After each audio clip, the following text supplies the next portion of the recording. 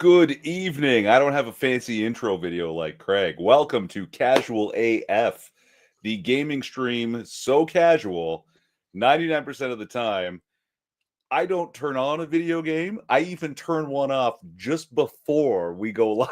See, I thought you were going to play. I thought you were going to play for part of it.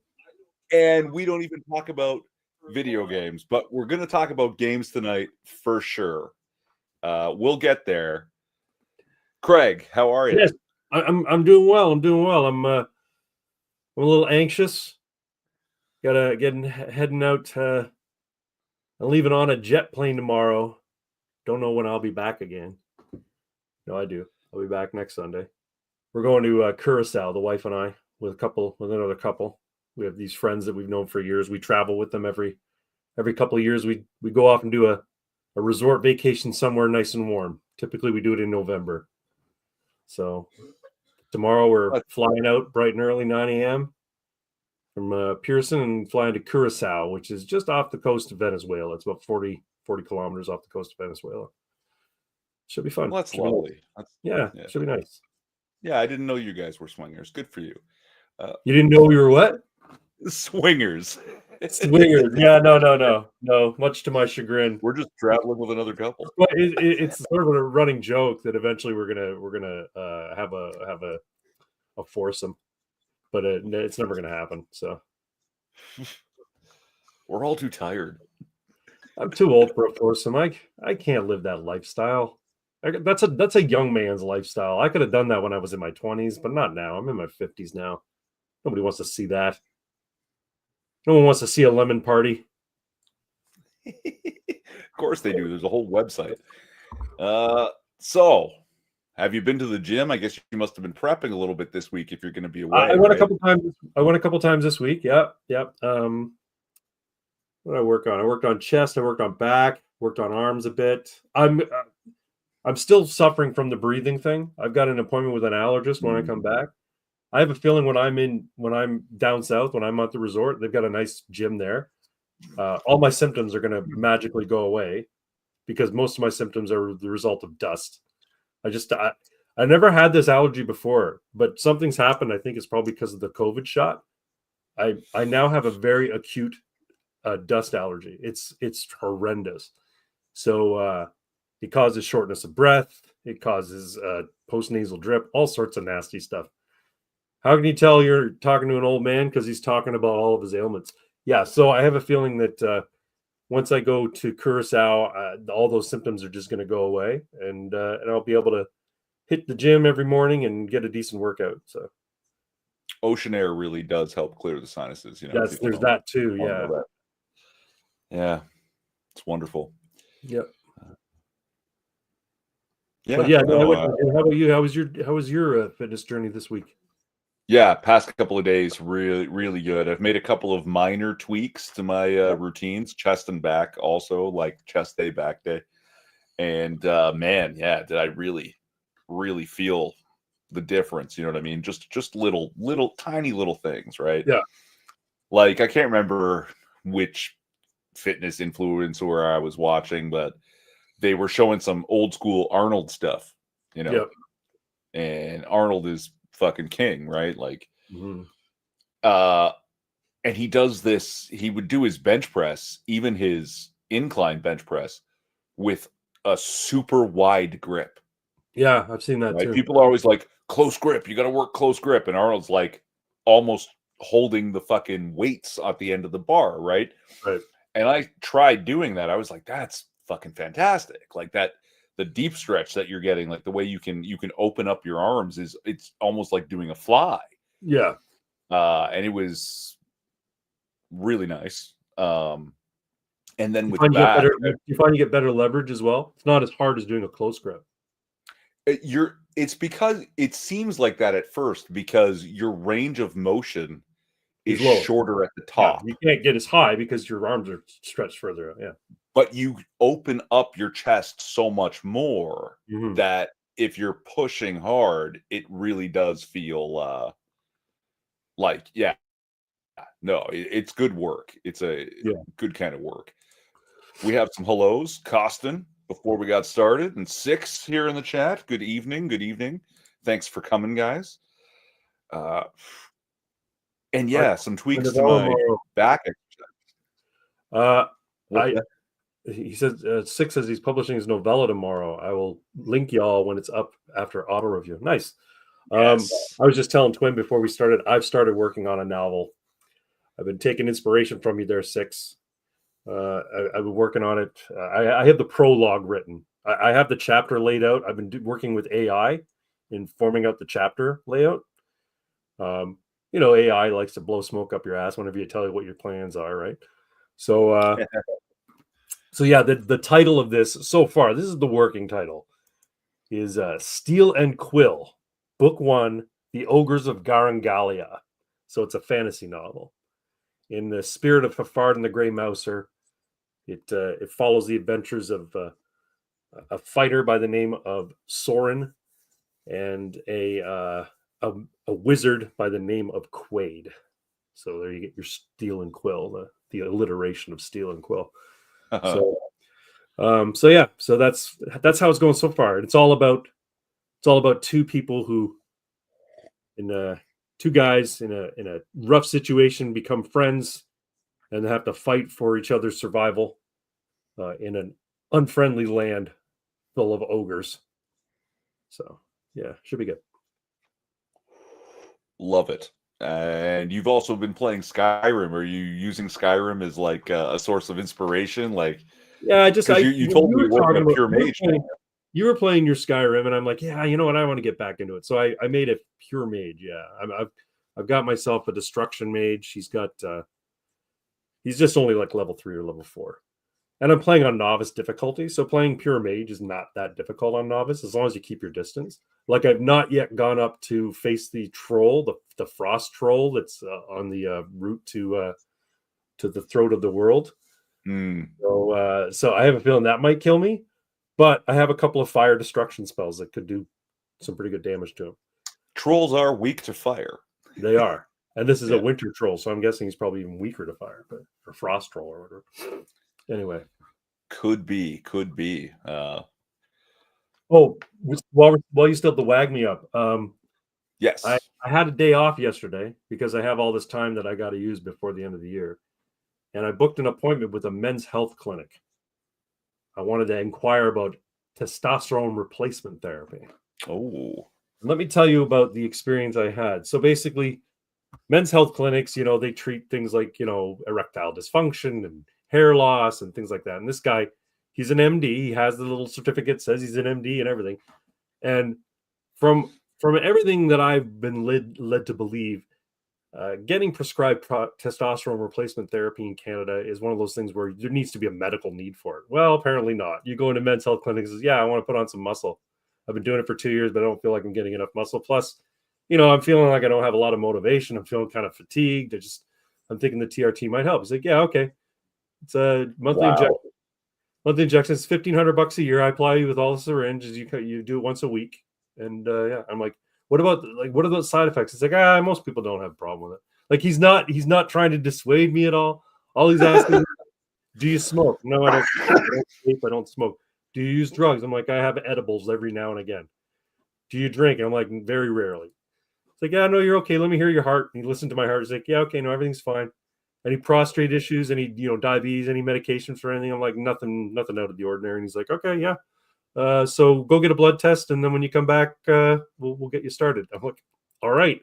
And so I was talking to the wife about it. She's like, $1,500 a year, that's a lot. I'm like, it is a lot. And I'm a little concerned about $1,500 a year.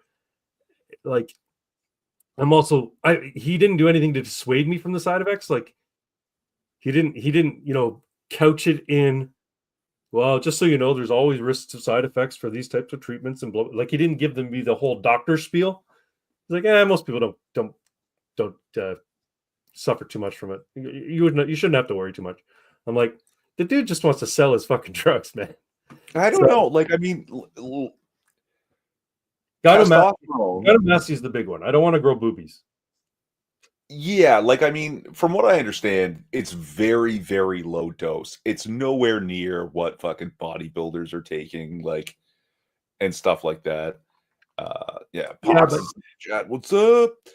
And like, yeah, the side effects are going to be your brain works better, you have more energy, maybe you get morning wood again, like because I that's still get morning wood, so I'm 54 years old. I still get morning wood. it's just like the side effects are negligible compared to the positive effects because believe it or not, guys, testosterone is good for you.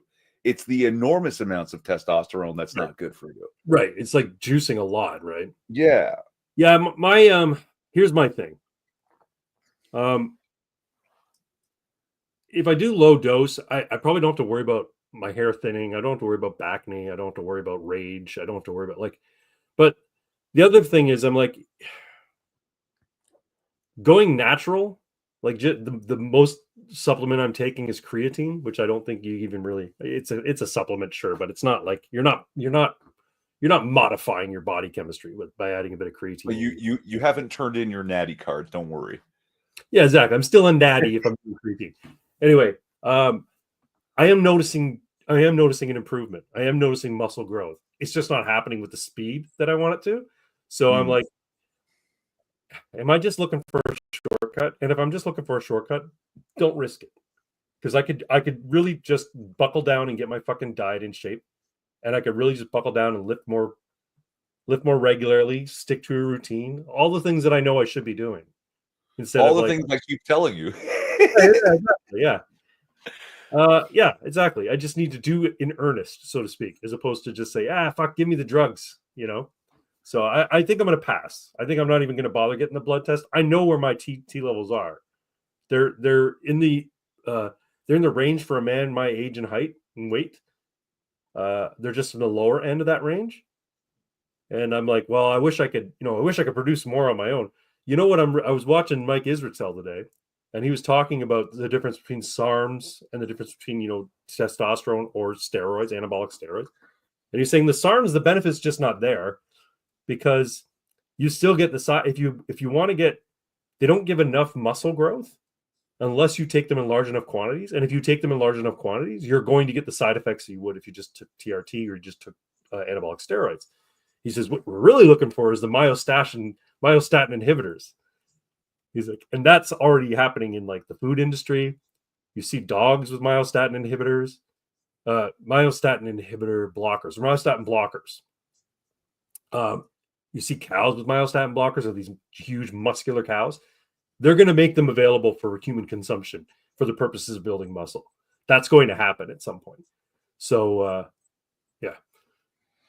That sounds frightening. You've seen them? Have you seen the fucking muscle cows? Yes. Yeah. They're ridiculous. They're ridiculous. So Craig is going from natty to natty light. Yeah, no, I'm not even going to do TRT. I'm still doing creatine. And actually, that's the thing. I need to be doing it on a regular basis, like a daily thing. Typically, what I was doing is if I was going to the gym, I would make my gym drink, which is like EAAs and creatine and water and ice. But if I'm not going to the gym, I'm not taking that. But I need to be taking it daily, even if I'm not going to the gym. So, yeah, and guys, even if you're not like going to the gym, if you're into your 30s, 40 something, you should be taking creatine anyway. It's just good for you. Yeah, especially as you get older. Yeah. And like you can get creatine by eating shit tons of meat, but not everybody's eating that much meat. So yeah, it's actually hard to eat that much meat, right? Yeah. But yeah, no, and one day when you're back from vacation, I keep saying it, we've got to go to the gym together, right? Invite me to your fancy gym. And, yeah, I told you I think I'm going to switch to back to Movati. Eh? Yeah. I think if I can get the wife to come to the pool with me and we do some like, old person exercises in the water, aquafit, then I'll feel better for her and I'll feel better for me. And yeah, I also, quite frankly, I just like that gym better. They don't have as much like floor space and they don't have as many machines. But the truth of the matter is, when I go to Good Life, I'm using like the same 6-7 machines all the fucking time, and the rest is just bench press and fucking dumbbells. So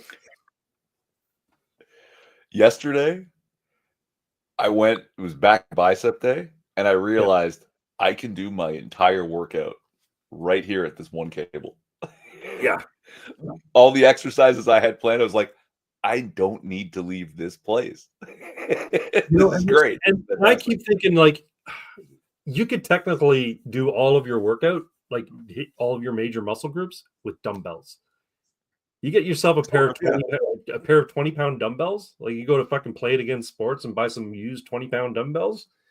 If you want to put the time in at home, you can hit all of your muscles, and you can do it yourself. Give yourself a decent workout with just two 20-pound dumbbells. And yeah, I mean, you're not lifting heavy. You're not lifting heavy. You just have to lift longer and lift more reps, right? More reps and more sets. Some of the stuff I did yesterday, though, I really did like having that cable that rides up and down the bar so that I could change the angle of it, because that was my tweaks that I did to back exercises. Same back exercises, just change the angle of the cable. Yeah. And it's like, holy shit, this is like a whole new world of I like cable machine exercises. Yeah, a lot. Cables are great. Yeah. Constant tension. They have these machines at Good Life called hoist machines. I don't know if you've seen them. I don't know if Planet Fitness has them, but they're sit down machines typically. But they'll have like a pec fly one, right? Sure. But while you're doing it, you're not only moving the weight it's set on, but you're moving your body too. So you're on a pivot. So while you're doing it's moving you too. So you're adding your body weight to part of it. And all of the hoist machines use your body weight as part of the weight. So it's kind of interesting. So when you're doing leg extensions, you're not just lifting your legs, your body's moving as well. So it's kind of interesting. It aids with regards to like joint pain, because a lot of times if you're doing a single isolation exercise, you're putting all of the pressure on one set of joints typically. Right. This one sort of eases that, but you're still getting a solid workout. Like, you still feel your muscles like pumping and aching. But I have dumbbell sets 20, 25, 30, 35, 40, and 45. Yeah, man, that's all you need, 6. Like, again, you could do it with just the 20 pounders. You'll be doing it longer because you don't have a lot of weight, right? But yeah, that's good. Yeah, like you are somewhat limited, but this is something else that I found is until you looking around your home going, I need more. I don't like, there's an exercise I want to do right now that I can't do as part of my workout. You don't need a gym, right? No. Like that's why so many people go to the gym, or my New Year's resolution, I'm going to get a year's thing, and because I have it, I'll go, and then they don't go. Yeah. It's because they weren't working out, right? You've got to start getting into it before you start paying for it. The paying for it isn't gonna motivate you, right? Well, that's what did it for me for my body, because it was one of the more expensive gyms. I'm like, if I'm paying for it, I'm going. Like, I'm paying the amount of money that I'm paying, I'm going. And now Good Life is cheaper, but it's not a lot cheaper. It's a little bit cheaper. It's not a lot. So I'm like, I could go with like the fancier gym where they've got the fucking wonderful protein shakes. When I'm done on a Friday, I can have a nice protein shake, and it's nice locker room. They got the pool, or I could save a few bucks and come to this not quite ghetto, but just not as good a gym, quite frankly. Yeah. So, my gym is ghetto. If I can get my wife to go, that's the big thing. If I can get my wife to go, that's the real thing. I want my wife to be able to go. Anyway, sorry. It's nice to have a gym buddy. It's true. Yeah, but I'll be your gym buddy. You can be my gym buddy. When I go back to Movati, I'll invite you down for one day, and we'll do a workout video, like a couple of faggots. Yeah, I'll run you through one of my workouts, and we'll see how you feel about it, right? And then maybe you'll be like, oh my god, all this time I haven't even been working out. Well, and they'll say what I do, and you'll say that's nothing, or you'll go, wow, Craig, you can do a pretty good lateral raise on this machine. Wow, you do quite a bit of weight on this lateral raise machine. We'll have to do 2, right? Yeah, one of mine, one of yours, and compare notes. That's the other thing that I miss at Movati. They have the standing lateral raise machine. I much prefer the one where you're lifting your elbows. I just do. Anyway, I just like cables for that. So 20 million. What's next? You had to. That was an accident. 20 million. Oh, okay. What's next? Total accident. How about Nuggets and Naggers? So, did you hear about Wizards of the Coast? I heard that in their forward to the latest edition of Dungeons and Dragons, whether it was the DMG or the PHP, They did a dressing down of the creators of Dungeons and Dragons, calling them problematic individuals. And I heard that Mr. Kuntz was not very happy with that. Mr. Kuntz being the only surviving member of the original team who put together Dungeons and Dragons. For the 50th anniversary edition, no less. 50th or 40th? 50th, yeah. 50th, right. Yeah. And yeah, just basically attacking their creators and, just leveling all these ridiculous aspersions to they made Tiamat a female. I'm like, what? She is a female. They're misogynists. I'm like, and they glorify slavery. No, slavers were considered evil. They're pretty, slavery of the Undercity. The slavers were the bad guys. Like, come on. Terrible. Just ridiculous. Anyway, Rob did a great dressing down of them. Yeah, and I have it. We're gonna share it. But yeah, it made me so fucking angry, that I was like, how can I make Dungeons and Dragons imply more racism just to fuck with these fuck nuggets? You say that, but I'm like, nuggets and naggers doesn't sound racist to me. It makes me think of like chicken nuggets, the diet of like nerdy gamer kids, and naggers makes me think of woke people who nag people about being problematic. These fuck nuggets who nag about every little thing that they didn't build. You know what I mean? Right? Standing on the shoulders of giants and taking a fucking shit. Like, yeah, exactly. Fuck off and die. And then they say, ew, your back stinks. I have to take a break. You want me to read this or you're going to read it? You go ahead, please. I have to take a break from posting. This whole attack upon the old TSR has really tripped my trigger. A 50th year celebration, and this is it. Of the original D&D authors and its supplements, Gary, Dave, Jim Ward, and Brian Bloom are gone, and that leaves me alone as the last man standing, the last author. It really is a burden watching the slanderous episode unfold, and it was done without one bat of the eyelash. A Watsy fait accompli. Accompli? Done in such an assumptive manner as if they wield the holy articles of morality, which they enact with their reprehensible judge, jury, and executioner demeanor. They are probably wincing and wondering, us, the saints of truth? More like snakes. Anyone who would wait until the majority of authors who created the game were gone to stick it to them in this manner is a vile snake. And just to complete the deed, do it on the 50th. Show their admirers who's in charge, show them who's in control of the IP. They fear those times they had no hand in creating, and they especially fear Gary Gygax. His name sends shivers up and down their crooked spines, and if it wasn't enough to have hounded him in life, let's do Houdini and trample on his grave. Disgusting slime, but it's not just Gary or Dave and us others. It's also about wanting to wipe out the success and claim it as their own. And in order to do that, the fandom must be attacked as well as that history. All of it must be purged and never again allowed to exist. These people are the epitome of evil robber barons parading as the good guys. Sleight of hand bullshit from gold-hobbled prestidigitators who don't know fantasy or how to summon it. What they know is how to push down their little man syndromes by stepping on those whose shoes they can never walk in. That and preaching righteous indignation while counting their bottom lines, taking their vacations and dreaming about the next cafe latte. Posers, one and all. We fought these establishment pukes back in the mid-70s as they gathered about a fledgling TSR to bring it down. Now it's the second round. Robilar may be a little aged. Robilar, I believe, is Rob Kuntz's character from back in the day. Robilar may be a little aged, but he's not dead yet. You have made a permanent enemy of many, you stupid coastal wizards. Let's see how many real magic cards you hold besides illusory ones for this battle. Neither sought after nor wanted by me and others. It's just beginning. You'll get sick of hearing my name soon enough. It's spelled Kuntz, Kuntz. Repost this as I'm taking a few days off. Peace to the brothers. Yeah, that's Rob Kuntz, man. He's quite the wordsmith, but yeah, he's one of the original minds behind the greatest role-playing game of all time. Grandma, as they called it, or Granddaddy. Did my DM call it Grandma or Granddad? I think he called it Grandma. We would when I was in college, my DM would say, "What do you want to play now?" Like every year, new year of school would start. It's like, okay, it's like, I want to start a campaign. I want to play Shadowrun, or I want to play Vampire the Masquerade. You guys want to play, or I want to play, Talis Lanta or whatever. And one year we said, you know what? I kind of want to play D&D. He's like, hey, yeah, I'll always play Grandma. I love Grandma. He wants to go back to Grandma, right? Because setting, it's a great system.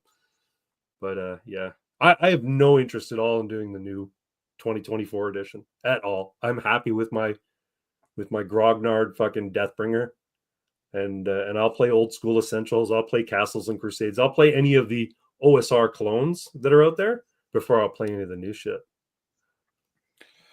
Yeah, well, I mean, they're taking steps to actively ruin it and unfun it, and like, yep, that's that's what Gendermancer rise up, right? Yep. And this is it. This is what I talk about when I say cultural vandalism. Fuck you, Squid. Hello, welcome. GURPS. General Utilitarian Role-Playing System. Is that what it was? Something like that. Generalized Utilitarian Role-Playing System, I think is what GURP stood for. It's terrible. It's terrible. You're just mad because you're a Palladium boy. Palladium and GURPS are essentially the same fucking thing. No, they're fucking not. None of, like, GURPS is literally, hey, let's just take all the crunch from every game ever created and put it together. And you guys complain about crunch and then stick to the crunch. That's like, why? What do you do? How is Deathbringer crunch? Deathbringer's like, you love the crunch, right? You're like, oh my god, this system of dice rolling is great. It's like, you can just make it up or throw it out. It's fine. Well, you can, but the problem is people want something codified so that they know that the game is being played in a consistent way. Now, that being said, I did create a YouTube channel and a Gmail account called the Mad God Gaming channel, and Mad God Gaming. And my thought was, I run a live stream with you and Pox and whoever else wants to join in, where we have like your traditional role-playing game sort of format on the screen, where it's a bunch of players down at the bottom and the GM up at the top, and the play space would be in the middle of the screen, where it would show graphics and show the dice being rolled and all that sort of stuff. And the idea would be that the Mad God Gaming would say, we're playing this game tonight, but he wouldn't follow the rules for that game. He would just make shit up as he went. He'd say, roll a d6. What am I rolling a d6 for? Just roll it. And then you'd roll the d6. Oh, a 5. I was looking for a 2. You fail. You know what I mean? Like something like that. But that's the thing, is there's literally 2 concrete rules. Yeah. For all RPG systems. Rule 1, the Dungeon Master is God. Right. Rule 2, have fun or else. That's it. Yeah, well, and the Game Master is responsible for mitigating that fun and facilitating that fun. And that's why Game Masters like using a set of rules that don't change over time, because when people feel like, the rulings are just arbitrary and the GM is just fucking with them, they're not having fun. But they're not arbitrary, right? It's not arbitrary. If you have it in mind, you can make it up as you go, and it's still not arbitrary, as long as you stick to your own rules, right? Right. But people have to know what those rules are, is what I'm saying. Right? No, they don't. Your players need to know what the rules are. No. Well, then how do they know that you're playing in good faith? If you're sitting at a table with people you don't know, and the GM is some guy you've never met, you're at a convention, and he says, we're going to play a game, and don't worry, I'm not going to tell you what the rules are. Here's your character sheet. Don't worry about what the stats mean. I know what they mean, and that's all that matters. But Craig, I'm not some weirdo that goes and plays pretend with strangers. I'm some weirdo that goes and plays pretend with people I met on the internet. You know what you might like? There's a game called Dread. Have you heard of Dread? I've not. Dread is a role-playing game that uses a very unique game mechanic. It's a dexterity-based game mechanic. It uses a Jenga tower. You have a block of Jenga blocks, and the GM tells the story. You have your character with his abilities and his quirks and his frailties and that sort of stuff. You have that all written down as normal, but it really there's no numbers associated with it. Your character is just a narrative device. He has certain personality traits. He has certain affectations, and you are meant to play that character the way you see the character on the sheet. when you play the character, anytime you're going to do something where the outcome could result in something terrible happening, you have to pull a block from the tower and you have to put it on top. And if you do it and it succeeds, then you succeed at what it is you're doing. The GM might say, okay, what you're asking to do there or what you want to do is going to be extremely difficult. You need to pull 2 blocks and put 2 blocks on top. Like you need to make 2 moves on the Jenga tower. Right. If it collapses, the game isn't over. Just something catastrophic happens, and he describes what that is. It fails, and something catastrophic happens, and then you rebuild the tower and you keep going, and that's Dread. So it actually has a really sort of visceral feel to the the outcome of any decision you might make, any action you might take. So it's actually kind of neat, and calling it Dread is actually a really good idea because it is kind of a dread-inducing game. It's interesting. 6, you guys don't seem to think I'm serious. I am serious. I would buy D&D from Wizards of the Coast and run it right. Well, you have the right idea. See, and this is why I'm bringing back the Gendermancer. Because Elon Musk has weighed in on the D&D thing, and he's basically just said it was shit. But guess what? It turns out the parent company has been looking to offload some of its IPs. Yes. And yeah, I mean, here we are, right? Everybody, like, let's band together our powers of Gendermancy and summon the Elon to buy Dungeons and Dragons. Well, here's the thing. He's also thrown out there the idea of buying MSNBC because Comcast is looking to unload it. Yeah. I don't think he can buy them both. I don't think he's that liquid. So would you rather he bought MSNBC and turn that around, or would you rather he bought WotC and turned Dungeons and Dragons around? Actually, so from what I understand, the IPs are being sold individually, and if he has to spend a couple of billion on MSNBC, throwing $1 million after D&D isn't going to hurt him. You think it'll only be $1 million? I think it won't be much. It's not nearly as popular. My understanding is Hasbro, like, see, WotC makes a lot of money for Hasbro, and the woman who runs WotC now, she said it's undervalued. Like, it's under-monetized is what she said, not undervalued. Under-monetized, meaning there's not enough microtransactions associated with this game. So that was the idea behind D&D. Make it a digital game. Like, you can buy the books physically, but you can also buy them just digitally. And then anything you want to add onto it, you have to buy it to put onto your D&D Beyond or D&D virtual tabletop thing. And so that's the idea. They want to do a bunch of microtransactions. Every time, a new supplement comes out, everybody's got to buy it in order to use it in their virtual tabletop. So that was the idea behind it. But the thing is, I have a feeling because the cultural vandals have basically shit on the IP so badly with this latest edition, I think people are leaving it in droves. And I think they're not going to. There's not a lot of what's his name? Matt Mercer's out there. Like most normies who know about D&D know about it because of Critical Role and Matt Mercer, right? But I think there's a lot more people who view that stuff that actually get involved in D&D. So, the woke libtard nerds who say they're D&D fans and they like to collect the dice, who don't actually play, they're all nuggets and naggers. The nuggets and naggers. They're all on board with what WotC's doing with the cultural vandalism of the IP. But the people who actually play, the people who actually would spend money on the products back in the day, back in 3rd edition and even 4th edition and 5th edition, they're like, fuck this shit, I'm out. And they'd rather play their OSR stuff. And there's so much better OSR stuff out there. Why not go to that stuff? And the good thing is, it's everybody who's putting the OSR stuff out, like Shadow Dark and the Deathbringer, they make it very clear. Like, you want to add to this? Go nuts. Like, fucking make your own shit. Sell it under the same rule system, because rule systems can't be patented, right? You can make a game like Monopoly, but the rule of rolling dice and moving pieces around a square board, right? You can't patent that, right? Same goes for D&D. You can't patent roll D20 and hit over a target number. So yeah, I have a feeling that they made a mistake by saying, hey, we're going to invest all this money in the virtual tabletop. We're going to invest all this money in, things like Baldur's Gate video game. And we're going to invest all. So they'll have the IP, And they'll be making money on a digital side of things, but the actual game itself isn't going to be making them a lot of money. Like D&D, the role-playing game with the books and stuff, is not going to be making them a lot of money. They'll make Baldur's Gate games until the cows come home.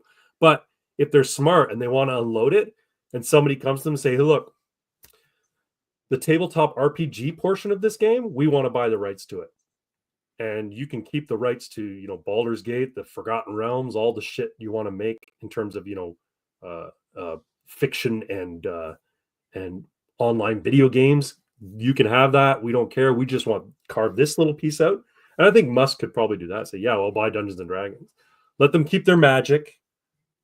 Yeah. Maybe have a carve out in it so that, you know, because what they're doing with Magic now, which I think is a mistake, but I don't play Magic anymore, so I don't care, is they're basically taking Magic the Gathering and they're putting all sorts of different intellectual properties and licensing it into Magic the Gathering. So Game of Thrones is now a set or a brand that's attached to Magic the Gathering. So is what do you call it? Lord of the Rings, all the different like fantasy properties, they've glommed it onto Magic the Gathering and say, hey, you know what? We'll put fucking Dumbledore in here, and Dumbledore will be a planeswalker, and he'll have this ability. Yeah, so sorry your character died. No, you can't roll a new one. Yeah, because no woke asshole gets invited to next week's gaming session. But then how am I going to use my powers of gendermancy on them? Exactly.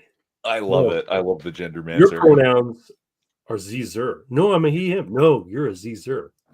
Whoopie. I rolled a natural 20. Those are your pronouns now. Fuck you. Ultimately, it's healing magic. That's really... That's right. Gender transition is healthcare. No, yeah. See, all I do is I heal you of all your trans surgeries and clear your body of foreign hormones. That's the spell, right? Healed. Yeah. This heal. It's funny. I love it. Yeah. So all this came to light because I guess an online influencer called Grums, I guess he makes commentary videos and he does he's on social media. I do think that's where I saw it. Yeah. He talks about the gaming community a lot. Yeah, people are not happy with the recent Dungeons and Dragons. Like the stuff. There was this video, people making videos recently that apparently in all the artwork in Dungeons and Dragons, the current edition, the newest editions, there are only 18 pictures depicting white men. Of all like the hundreds of something pictures, there's only 18 pictures depicting white men. Everything else is a person of color or a trans person or a fucking orc or a dwarf or whatever. I'm a woman trapped in a man's body. Cast transmute. Oh, great. Polymorph. Or transmute, meaning shut them the fuck up.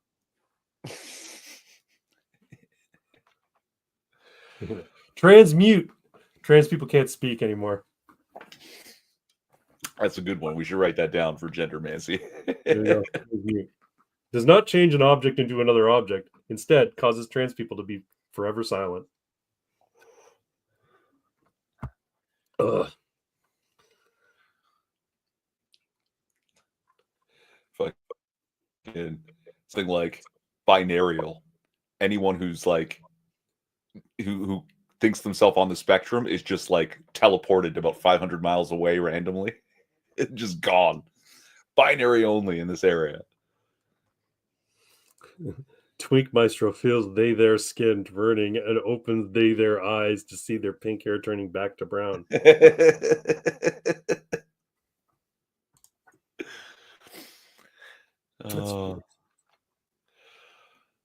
So yeah, we are gonna have to play on your Mad God channel.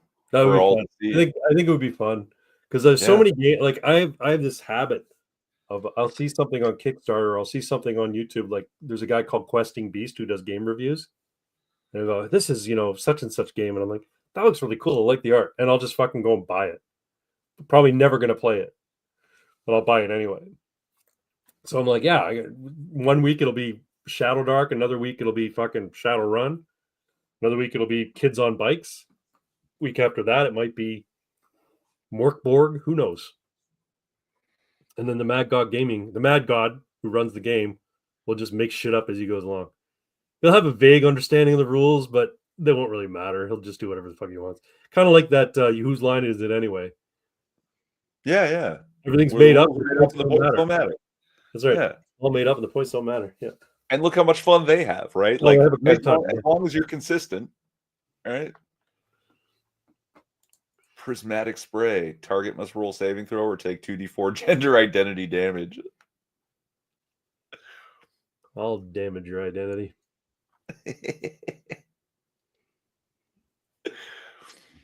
Oh, wild.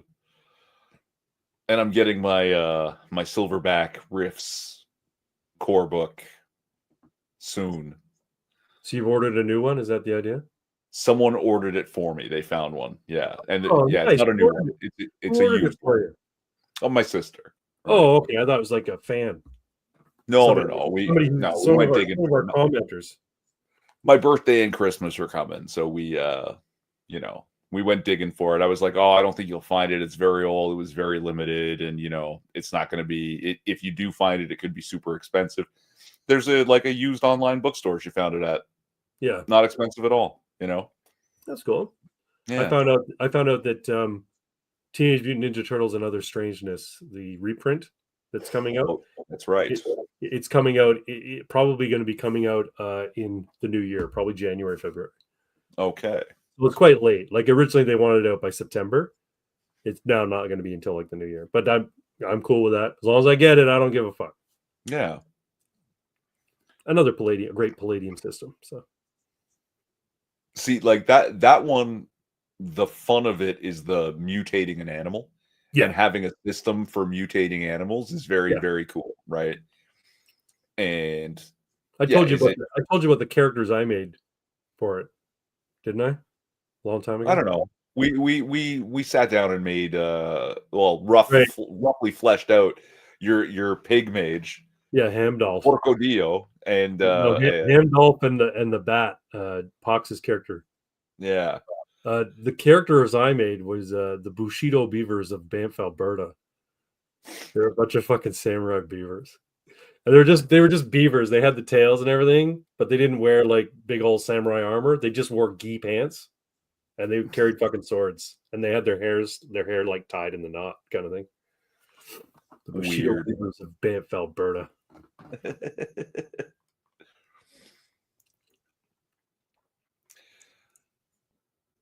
So we play in Turtle then? Yeah, we can play TMNT and Other Strangeness. Yeah, absolutely. For sure. Well, I mean, yeah, and like that's the best part about Palladium is that it gives you a way to bring everything from the Palladium world together and even from outside the Palladium world, right? Yeah, because it's a basic system. Like it's the same system across all the books, right? So yeah. But even like you can bring in Dungeons and Dragons. Mm-hmm. Right? Yeah, because they got Palladium Fantasy. Yeah, right. And like, I don't know, pick another fucking Shadowrun. You can bring your Shadowrun character and somehow they got, portaled into the Rifts world. Oops. Well, Shadowrun is just D&D meets Cyberpunk. That's all it is. Yeah. So. I mean, that's, they're all just D&D, man. Yeah. They're all variations on D&D. It's true.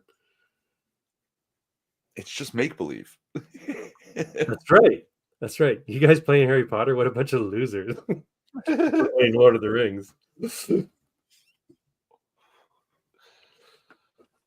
Yeah. So, have you seen Wolverine Deadpool yet? No. I know it's streaming on Disney it's on Disney Plus now. I watched it yesterday because I haven't seen it since I saw it in the theater. It's so entertaining.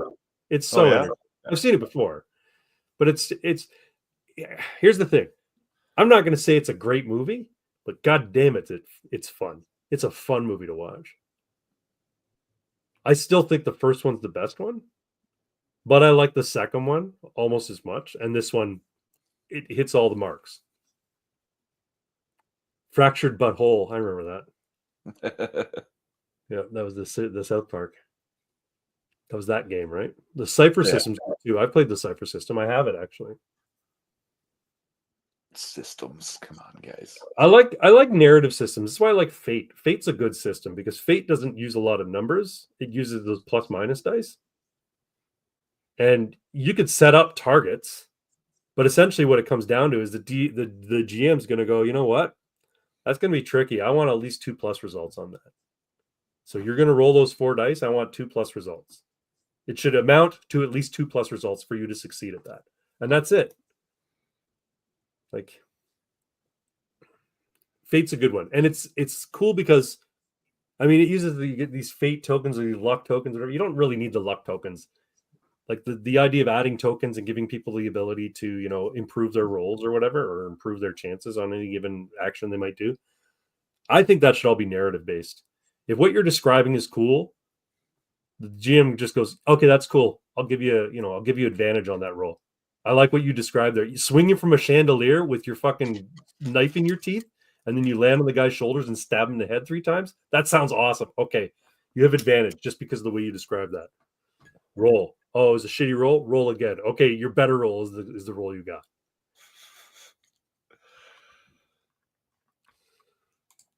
Plot twist. The Destiny will have the same namesake. Yeah, you want to talk about the Destiny fiasco going on right now? What fiasco? Like, I mean, we've known the guy was going downhill for a long time. This is just more of the same, I guess. He's a cuck.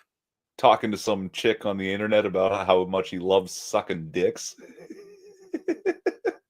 and apparently he was wearing his ex-wife's butt plug.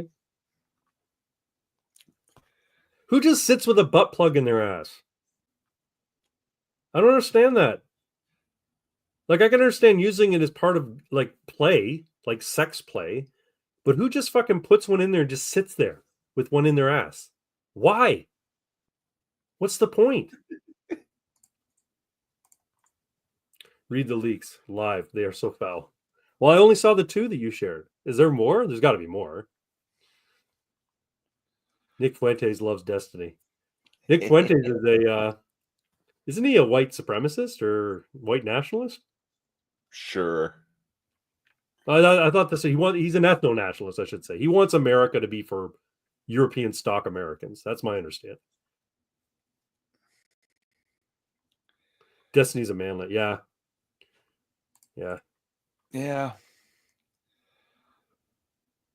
I mean, I have a feeling that a lot of his outrage and his bad takes with regards to conservatives and stuff and Republicans. He hates fucking Republicans and he hates conservatives and he hates Trump supporters. I think it's a lot of it's performative. I don't think he feels the way he does. He says he does. I could be wrong. I think he's full of shit. Well, there's also that idea that people who are, he loves cat boys. The people who are physically weak tend to lean left, and people who are physically stronger, work out, become athletic, tend to lean to the right. Yep. And the people who are, and there's the other thing is people who are already on the left, they tend to have a whole lot of disdain for people who are physical and the physical activity itself. Right. And I've literally read people saying, regimented exercise is basically fascism. Yeah. Right. And it's like, what the fuck are you talking about? Fascism has approached the levels of of ubiquity that racism has. Like the left likes to call absolutely everything racist. Everything is racist, or everything is misogynist, or everything is problematic. Well, fascism is now the new buzzword. Everything is fucking fascist, and not a one of them could define what fascism actually is. Of course not.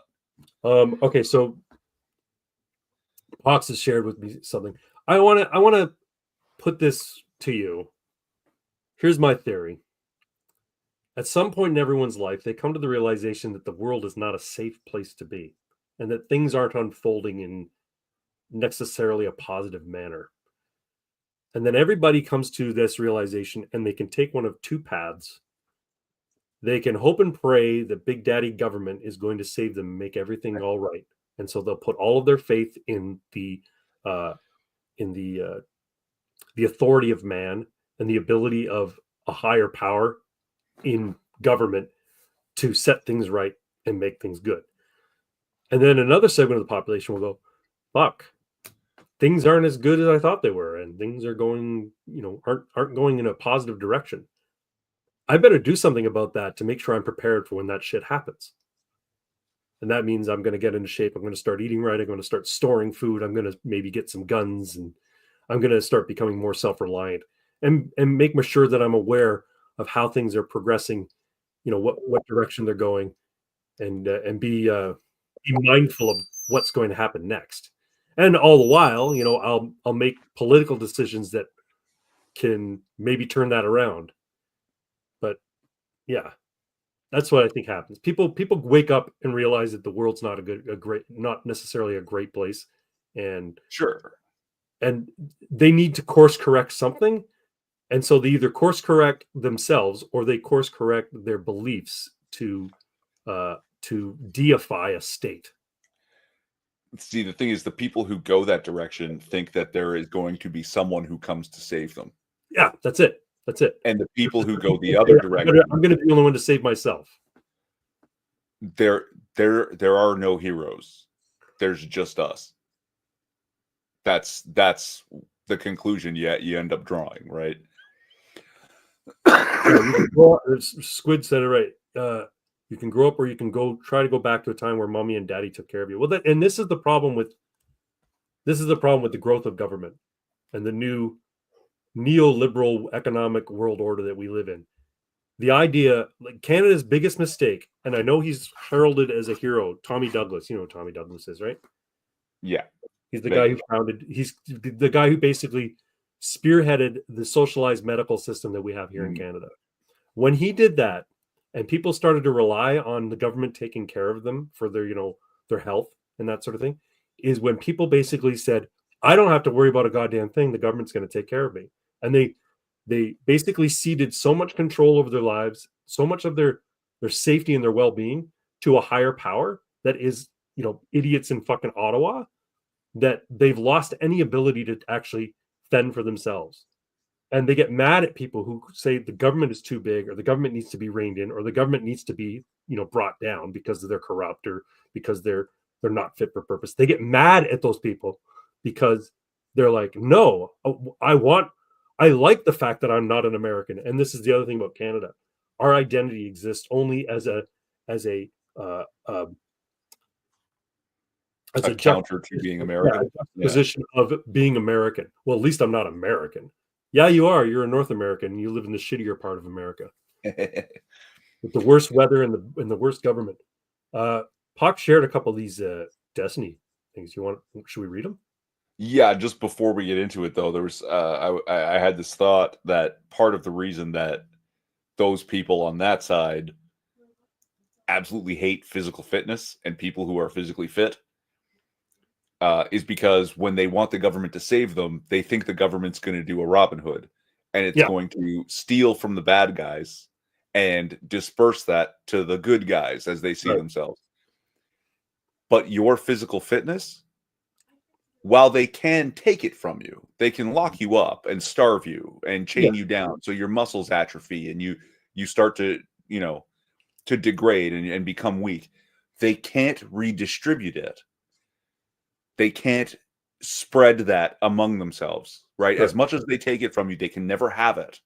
Right. And it's very bothersome to that whole idea of, redistributing, like equitable distribution of resource. That's a resource that you build for yourself, and there's no other way to do it.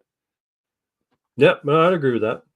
All right, I'm going to share this now. You have to do voices. I will. Craig is Destiny. I'm Destiny. And go. Is it here? There we go. Okay, so this is a person called Rose. She said, "Thank you, Red Heart. Have you been doing more stuff with guys lately still? I know when we talked a bit ago, you were going through a grinder thing." Oh my God. That's me. Not a ton. Just giving head a few more. One guy finally let me do videos, but I didn't get him filling my mouth at the end. Do you think you'd ever want to do girl, boy, boy threesome where you and the girl play with the guy? Maybe, yeah. I've got a ton of fantasies around that. Like a guy being edged hardcore by a girl and I'm brought in just to finish him, or giving a guy a blowjob while a girl gives him a foot job at the same time. I guess you'd probably want to kiss the cum between you and the girl, too. I think you said you'd like that a lot. That would be hot. Yes. As long as I get to swallow it at the end. Or eating a load off. Oh, it's a spoiler. One sec.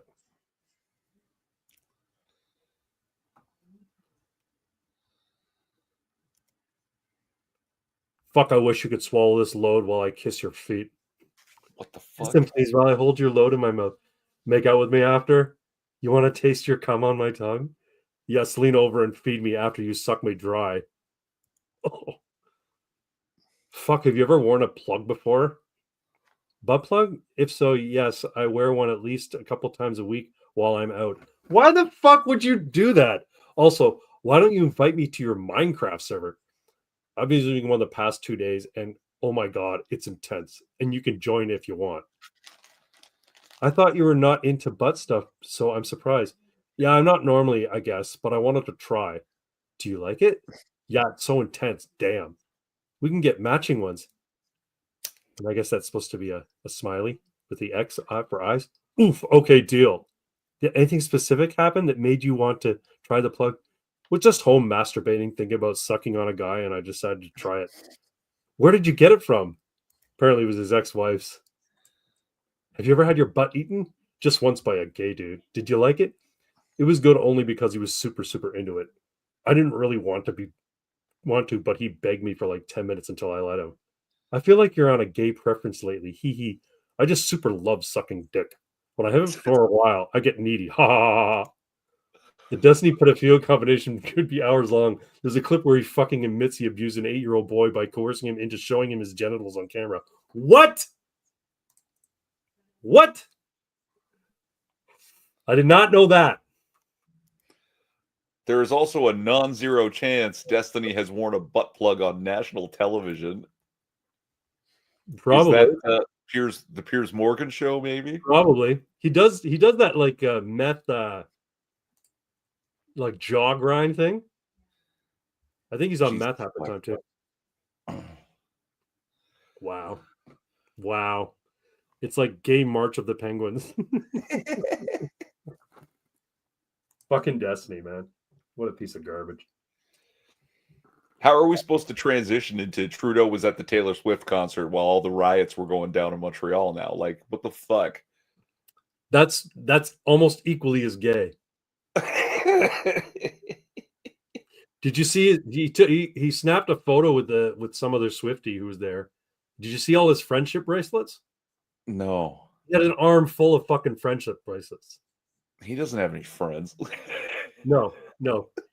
He gets probably little girls to give them to him. What the fuck? Yeah, I bet you he got a bunch of Swifties give them to him while he was there. Ridiculous. Yeah, the guy's a piece of shit. So, traffic. Oh my god. I love bitching about traffic. Right? Yeah, you're not even in Brampton. Have you heard about all that's going on in Brampton? I have to go to Brampton occasionally, right? Like, and Brampton, I always dread it. It's terrible, but yeah, absolutely, it's a goddamn mess. See, Brampton is colloquially known as Brownton because it's full of brown people now. And apparently they're saying the same thing about Milton too. Milton is now being called Mudton because it's full of muddy people, brown people. It's a terrible thing to say. I'm not a racist. But anyway, but I don't live in these two places. I watched a couple of videos that showed up in my feed not too long ago of people driving in Brampton, basically just ignoring fucking traffic lights. They just don't fucking care. And I'm like, it's because the people who are pulling these antics on the road, they're from countries where traffic lights either don't exist or they're ignored as part of their normal driving practices. Browntown, yeah, Browntown. Snow Heel Slim. I don't know who Snow Heel Slim is. Do you know Snow Heel Slim? I've seen the name. See Snow Heel around from time to time. Welcome. Thanks for coming. All right, let me share that. I have a solution. What's the solution? Project Road Shark. I've told you about this. I've told you about this. I got to start pitching it to municipalities, man. Do it. All right, you can see that. Here we go. It's up. Just what? Up on the sidewalk. Yeah. Going down Queen Street, what do I see? A van in a light post tree. Dudes on the sidewalk taking a stroll, driving his SUV like he's out of control. Wrong side of the road like it's a free for all. Turn when I never, yo, they answer that call. Red lights, that's a suggestion. Stopping in the middle, that's Brampton's invention. Brampton, dirty, you, it's a sight. Smashing through signs, hitting red lights. Rear ending cops, buses in the ditch. Man, Brampton life is wild and rich. Turn left, now turn whenever, bro. Driving on sidewalks, yeah, that's what's up. Brampton riding dirty, watch the chaos unfold. Stay off the roads if you're trying to stay bold. Bus in the ditch, oh man, it's lit. Truck down the highway sign, just quit. Roundabout, clue. Circle 3 times, then bust right through. Speed bumps, now we just take flight. Pedestrians better pray if they're in sight. Police lights flash, they don't even care. Rear-ending a cruiser like they ain't even there. In Brampton, we riding dirty, yo, it's a sight. Smashing through signs, hitting red lights. Rear-ending cops, buses in the ditch. Man, this Brampton life is wild and rich. Turn left, now turn whenever, bro. Driving on sidewalks, yeah, that's what's up. Brampton riding dirty, watch the chaos unfold. Stay off the roads if you're trying to stay bold. They roll up in minivans, can't keep them straight. Losing control, bruh, it's just fake. Let's do a power bomb. Aunties and uncles in every lane, dodging potholes like it's a video game. Trucks swerving, horns blaring, wild at best. You Okay. haven't lived, so you see. I dodge potholes. Do you dodge potholes? Like I don't like go into other lanes to get out of potholes, but I will straddle a pothole before I'll let my tires go over it. sure, I know how to smooth ride that. Like, and I keep a fair distance so that I can see it well in advance and all that, you know. Yeah. Oh yeah. Yeah, I do not tailgate. Anyway. This mess. In Brampton, we riding dirty, oh, it's a sight. Smashing through signs, hitting red lights. Rear-ending cops, buses in the ditch. Man, this Brampton life is wild and rich. Turn left, now turn whenever, bro. Driving on sidewalks, yeah, that's what's up. Brampton riding dirty, watch the chaos unfold. Stay off the roads if you're trying to stay bold. If you're cruising in Brampton, better stay alert. These streets are crazy, might lose your shirt. From the sidewalks to highways, there's no escape. Brampton riding dirty, it's a wild landscape. Peace. Like that, how fast is that car going on a residential street to roll like that? Like, I mean, I don't you think got it was on a resident. I think he came off of a highway and rolled over onto the grass. Yeah, it's Brampton, folks. Brampton's a fucking mess. Traffic gets slightly better on my end of town because everyone leaves the city for Thanksgiving. Best 3 days to drive of the year. Very nice, very nice. Yeah. Burlington, where I live, it's a bedroom community of Toronto. The best time to get out on the road on the weekend is before 9 o'clock. After 9 o'clock, this place is fucking nuts. But people still know how to drive. It's just a lot of volume traffic. That's because it's mostly white here. Not a lot of we're getting more brown people, but not as many brown people in Brampton. Yeah, not as many brown people as in Brampton. Soon. Well, Justin Trudeau says he's going to be rolling back some of the immigration and allowing people to be deported as their visas run out and their such. And you know, we'll see what happens right over the next year. But see how many more cities burn. See how many more cities burn to the ground. Yeah. Or how many more knife fights there are on the streets between Khalistanis and Hindus. Project Road Shark. Any licensed driver with a clean abstract for X amount of years, right? It's all negotiable, but here's the basic of it. Can have multiple cameras, all very nondescript, right? That you can't really be seen from the outside without close inspection. So that you get basically a wide angle view in front of your car, right? and it's constantly overwriting the last, I don't know, 60 to 120 seconds Right. until you press the button, and then it saves the last so many seconds so that you get the license plate of whoever's doing whatever on video. That all gets uploaded to the local authorities, and they review it, send out the ticket. The road shark, that's what I'm calling the person that has this installed in their car, gets a commission on the ticket. Ooh. Oh, you did tell me about this. Yes, yeah. I like that idea. It's awesome, right? It is good. Right? Because you volunteer for it, but you get a commission pay out of it, and it saves cops from having to do this. Right. Right? And it makes the city a whole bunch of money that cops normally would be missing out on, right? You know what would be cool?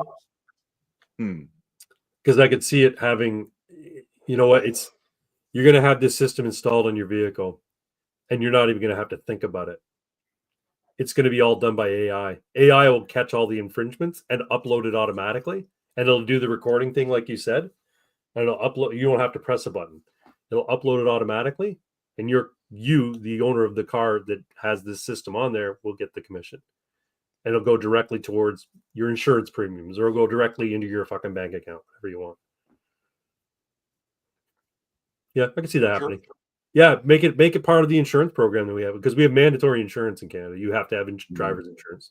I think it's the same in the United States, but the idea is, if you have a clean record, like you said, clean abstract for X number of years, you can apply for this. And I wouldn't be surprised if, with all of the cameras that are on like Teslas and a lot of these cars that have self-driving equipped, if you're just going to see more cameras, like more all-around cameras on cars going forward, just purely for safety reasons. Same way that backup cameras are becoming mandatory, you're going to see cameras on basically all cars for this exact purpose, to catch people who are behaving badly on the roads. Because the cops, you're right, can't be everywhere. And with traffic getting as bad as it is, they can't be stopping every 30 seconds to write a guy in Brampton a ticket.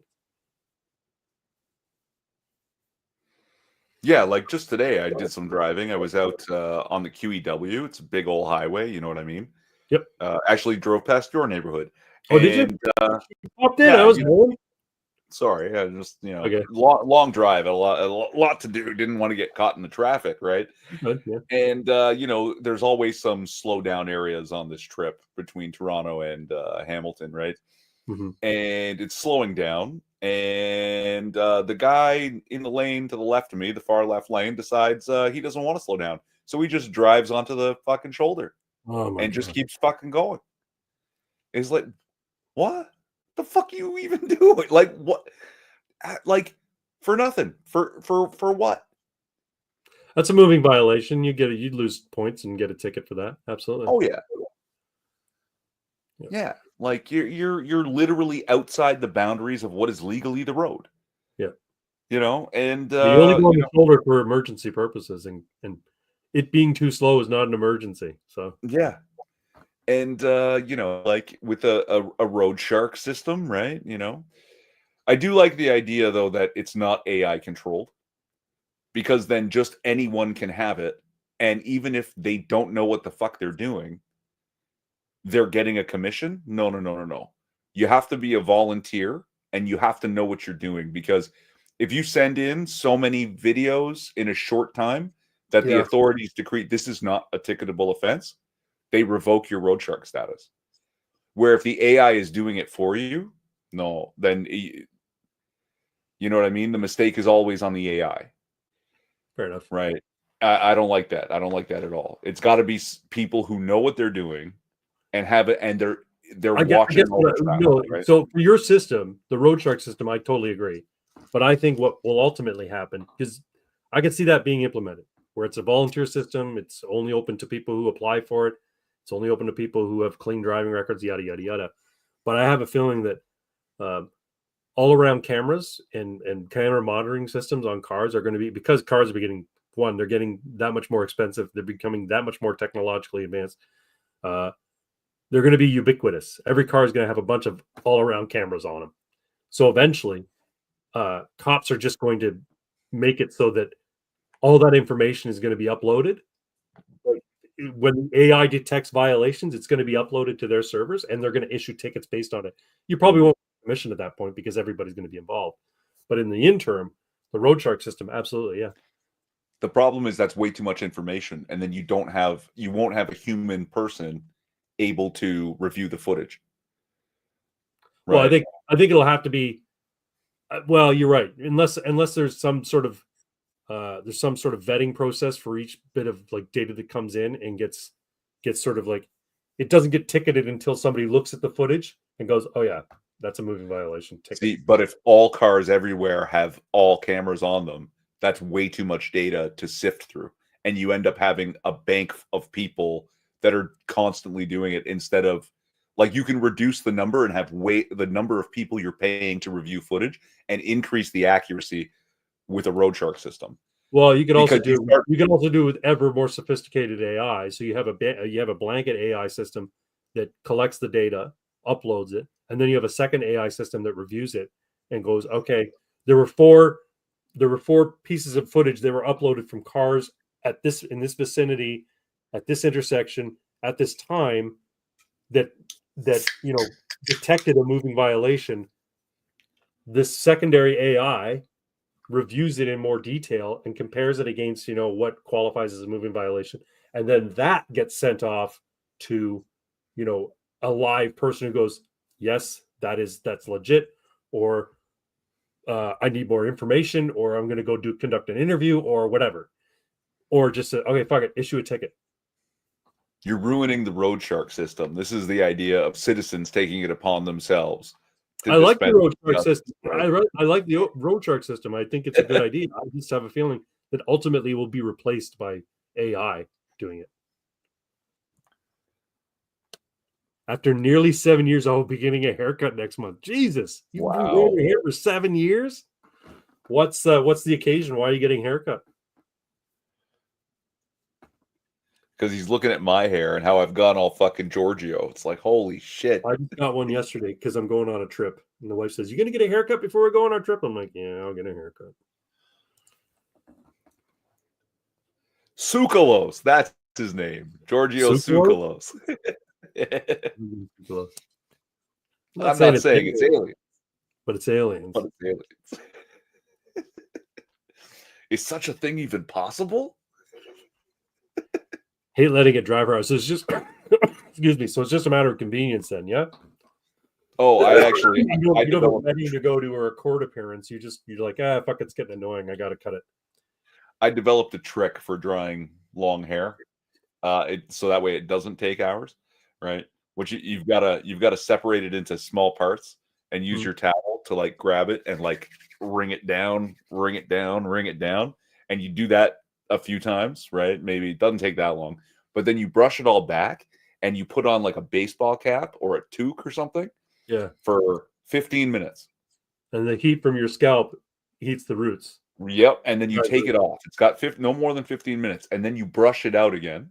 All right. If it still feels a little damp, you can go with the towel one more time and let it air dry for about 15 minutes. Then put the cap back on for another 15, 20 minutes. And if your hair is like properly trimmed and conditioned and all that, when you take the cap off now, your hair is going to look fucking fantastic. See, my hair dries very fast, so much so that if I don't put product in it right away, I get frizzy hair. Like I can comb it and like I don't typically dry my hair normally. Like I don't use a hair dryer because that's a pain in the ass. I'll towel dry it and then let it dry on its own. But if I don't get product in it within like a few minutes out of getting out of the shower and towel drying it, it just goes and turns frizzy because it dries really quick. Using the hat on short hair works too. Just you got to find the timing. The brushing has gotten tedious too. I knew a girl in college. She put her hair into dreadlocks. She had long blonde hair, and she put it into dreadlocks. And she said like showering was a pain in the ass, and she had to constantly keep adding wax to it to keep the dreadlocks in there because it would eventually start to fall out, right? Yeah. I'm like, wow, that sounds like a lot of work just to fucking have a funny looking head. Yeah. A lot of maintenance. I know I've never grown my hair long. I've never grown my hair long. A lot of things I've never done. Never gotten a tattoo. I was telling the wife the other day, I'm thinking of getting a tattoo. At 50 something. At 54, yeah. You know what I'm thinking of doing? The Canada Man logo right here in the middle of my chest in red. Like not big, like 3-4 inches across, but like people get chest tattoos, they put it up here, they put it up here, or whatever. I'm getting a superhero emblem size Canada Man logo, which is just a modified maple leaf. I call it the maple leaf shuriken because the stem is actually a point. Right, right. And having that in the middle of my chest. So like it's like Canada Man with his shirt off has the exact same logo as he has when he has his shirt on. Buzz cutting it off? You're gonna go fucking buzz cut like shorter than my hair? Holy shit. I thought you were just getting a trim, man. That's awesome. You're not gonna recognize yourself. You're gonna feel fucking 10 pounds lighter. You're gonna save the hair, you're gonna donate it to like a wig company that makes wigs for people with cancer.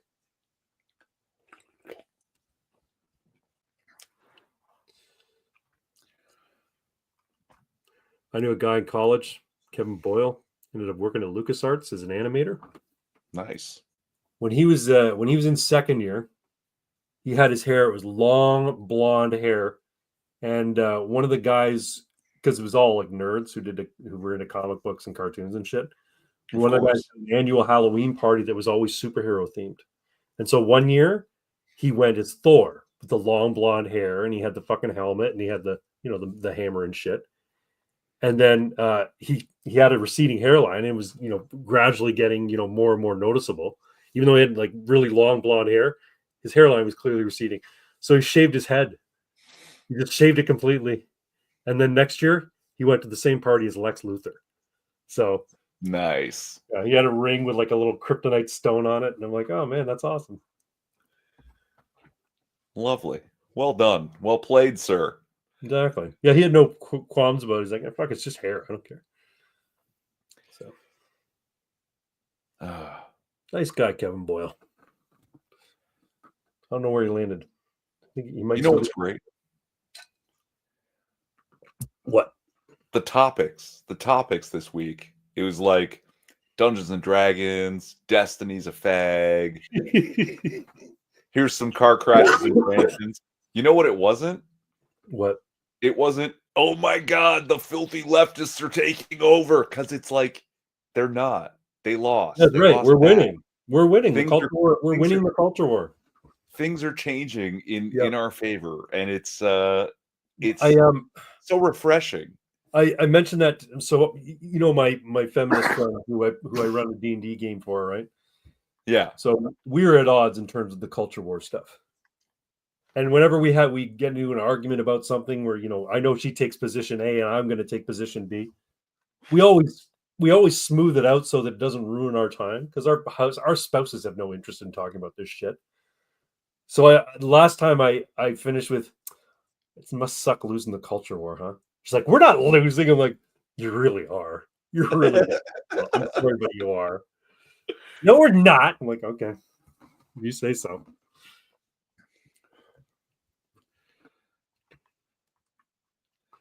Yeah, no, I like the fact that we're winning the culture war. I like the Trump picks. So you heard about what happened with Gates, eh? He withdrew just to you know what, Pam Bondi distraction. Pam Bondi seems like she might be just as good. And here's the thing, he's still going to be, because he was reelected to the 119th Congress, so he's still a congressman. Yeah. But I mean, there are people who are saying, "Oh, it's 4D chess," and it's like, why not?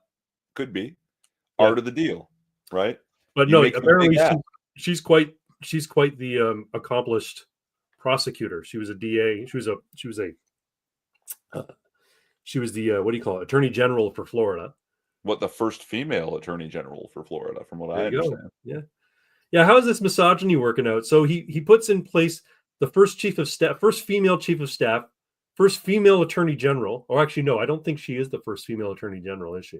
There's been a female Attorney General in Washington before, hasn't there? I don't know. What's her name? That Janet Reno? Is Janet Reno Attorney General? Was she Attorney General? I don't know. Anyway, I don't know. Like, I mean, it's not supposed to matter. That well, was the point. We were getting there. They accuse him of being a misogynist, and yet he's breaking all these fucking molds. He's breaking all these records, right? First female this, first female that. And this is the other thing. I was thinking about this earlier today. I'm like, okay, so you know how they're saying, oh, he's going to be a dictator. You know, the United States is turning into a dictatorship. And, you know, they'll say that in one breath. And then in the next breath, they'll be talking about regulating social media. Twitter needs, or X needs to be regulated. All these high-tech platforms need to be regulated. Wait, hold on a second. Weren't you just complaining about a fucking dictatorship? That's what dictatorships do. They're the ones who regulate speech, you fucking dummy. It's okay when we do it. Well, that's just it. Well, yeah, but they won't regulate our speech because we're on the networks. No, your networks are just becoming irrelevant. We're doing it for the right reasons to the right people. That's right. Yeah. Right. You show me a point in human history where regulating and restricting people's ability to express themselves was ever done by the good guys. Well, anytime, I mean, look in human history.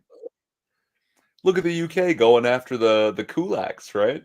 Oh my fucking Christ! Yeah, Keir Starmer. How dare you have some modicum of success and like live barely above poverty with all that land? Like, oh my God, I cannot believe it. I cannot believe it. And the fact that they're putting people in. Did you hear about the woman who got put in fucking jail, got arrested because she called an MP fat? Yeah, called an MP fat. And another person got arrested because I don't want my money going to gangs of rapists. You guys are living in a fucking dictatorship. If that's what the people on The View want, go to the UK. You guys are talking about leaving anyway. Just fucking fly your ass over to the UK and live there. Watch how quickly looked up for opinions. While violent criminals get released into the street because there's an overcrowding problem. How are we supposed to put all these word offenders in prison with all these violent people in here? I guess we better let the violent people out. Yeah, I mean, all they're going to do is block the fucking city roads and pray for fucking hours every day, so nobody can walk anywhere. That's just an expression of dominance, eh? That whole praying in the street thing. There's nothing religious about that. Yeah, that's just Islam, showing its dominance.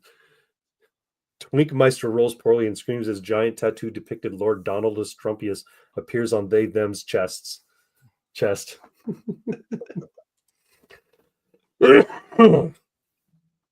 Yeah, so what do you think? You think Maple Leaf shuriken right there on my chest? See if I can find it on here. I think your wife is gonna love it.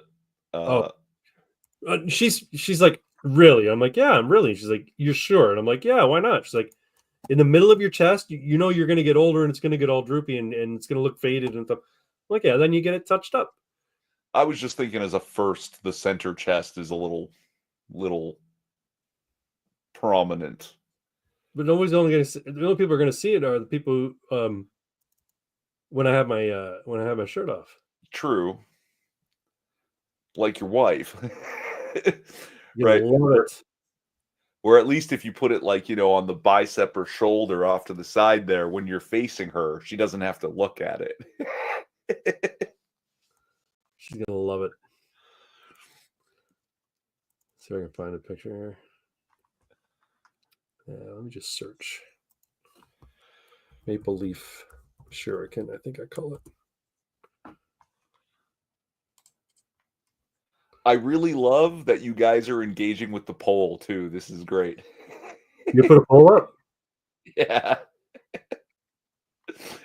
It's just two options: nuggets, naggers. Nuggets or naggers? 71% for nuggets so far.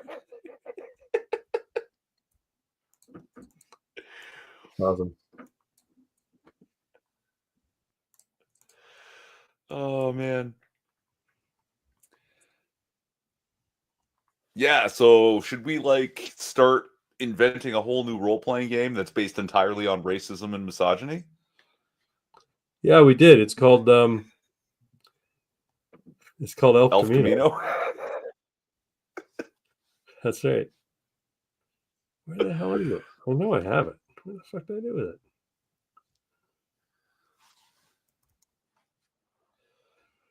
Oh well, where I'm sure I'll find it somewhere. You know where I have it. Hold on. And from the sports desk, Six informs us that the Stars beat the Lightning tonight. Way to go, Stars. I don't know who the fuck you're talking about, but okay. It's hockey. Oh, there it is. Okay. You say so. Here we go. I'll show you. Oh, this is what I'm looking at here. I found it.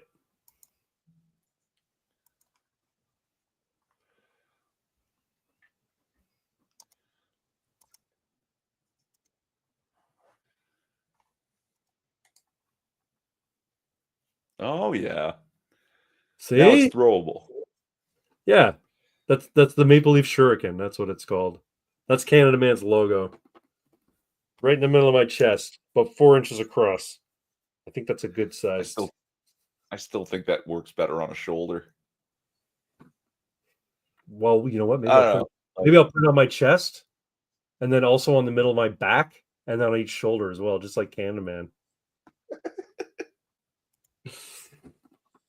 Anyway, yeah.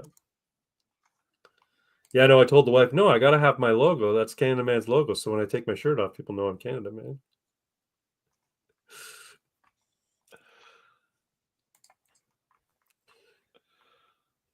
You're lucky she loves you. I mean, what's she gonna do? Divorce me because I have a tattoo? And that's how it's gonna be too. It's not gonna have an outline. It's just gonna be solid red color maple. Yeah.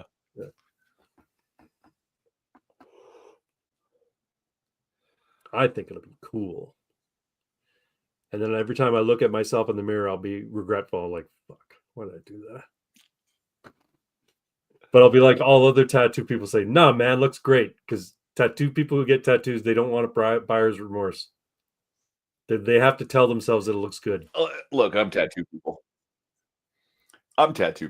And you've never looked there at are your key tattoo places and on not, the I don't like it, but I'm gonna fucking say I like it anyway. Not really. No. Not aspects of your tattoo that you're like, oh, fuck, I wish it was better. What it is my self and spiritual beliefs have mutated over 20 years. And so I realize, haha, my existing tattoo can actually be fairly easily altered into something else. So it can actually mutate with me, which is really neat. So no, there's not a lot of, it's more like it grows as I grow. And that's, I found that very cool. What is your tattoo of? Oh, so I have this like mantle thing on my back, right? Like, cool design with some symbols inside and stuff. It's like shoulder to shoulder, runs a little bit up my neck and down to. I think you've shown me a picture of your back. Yeah, I think I've seen it. Show me a picture of your back. Almost my lower back, but it's also the way it's designed. It's like, oh, I can turn that into a cross, right? With my renewed faith, it's like, yeah, that actually becomes a cross if I want it to be, almost like it was always meant to be, and I just didn't know it. And and what's really, here's the providence. My brother-in-law to be is technically a tattoo artist. Oh, is he really? Yeah. So even though he hasn't done it in a long time, I realized the work that I want done on this would be super fucking expensive. And now that he's my brother-in-law, it would actually be more cost effective to just buy him a tattooing kit and ink and have him do it for me. So yeah, look, it's all come together. What's the regret, Yeah, exactly. And then I can get him to do whatever ink I want. So it's not a squirrel with a big pair of tits holding a voodoo doll. It is not, unfortunately. That one's on the inner thigh, inner left thigh.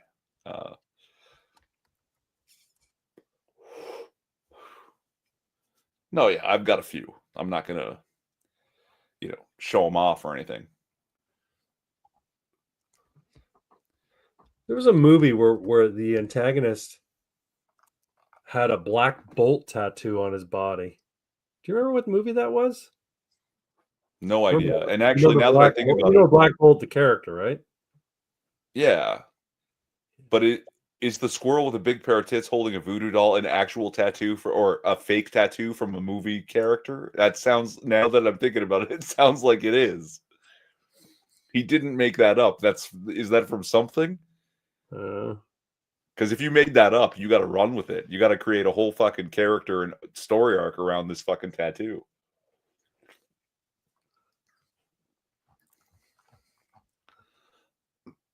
A villain or an antagonist with a black bolt tattoo? You mean the Black Lightning Bolt? No. Or is it of the character Black Bolt? The character Black Bolt. I thought I saw a movie where a guy had Black Bolt on his back. I don't remember. I must have dreamed it.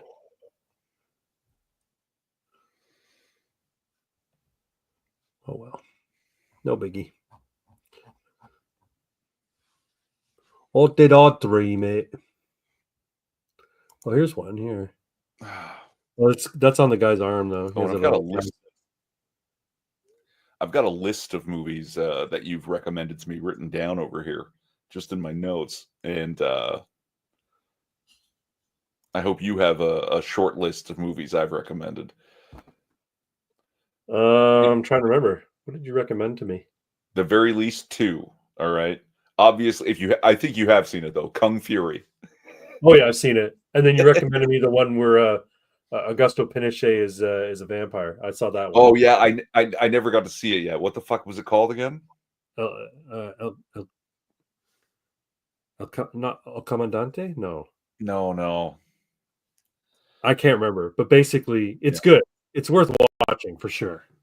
But also, no, as that was like funny. I like, oh my god, they made this movie just for you, Craig. Like this is literally an audience of one. But no, a great movie that everyone should watch is actually a fan-made film about Street Fighter. Okay. Street Fighter Assassin's Fist. It's fantastic. Right? Who are the characters in it? So it revolves around Ken and Ryu growing up, right? Learning their superpower moves, the Hadouken, right? And the Shoryu, but then also learning how dangerous this martial art is and learning the story of Akuma. Okay. Right? That Akuma is actually like, I don't know, something like he learned from the same guy that their master learned from. And he turned to the dark side of it, right?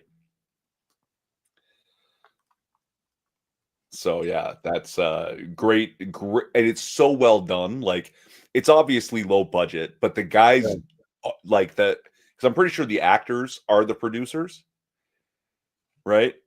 And they're not the greatest actors, but they do know their martial arts, and you can tell it's a labor of love. Like every moment is made with like such awe and real homage to the source material. It's just so good for such a low budget fan made film, right? Yeah, wildly good. Did you ever see the? It's not a fan film because it stars one of the guys who played. Remember Thomas Jane played the Punisher at one point? You told me that's on my list. I can't remember what it's called. Dirty Laundry. You want to watch it? Because it's right here. It's like a 10-minute video. Oh, I don't know if we should try and watch an entire movie from somewhere on a live stream. Okay. But, post the link in the chat. Everybody save it for after the stream.